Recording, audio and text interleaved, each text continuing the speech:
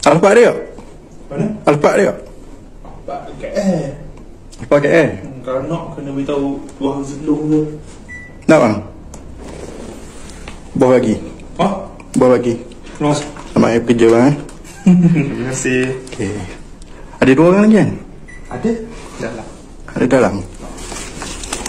Saya masuk lah.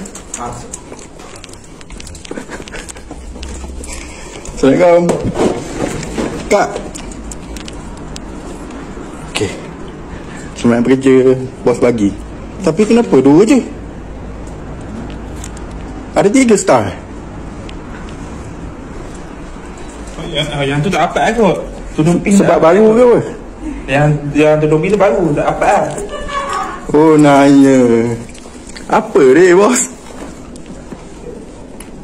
Kak, star 3 kenapa 2 kak?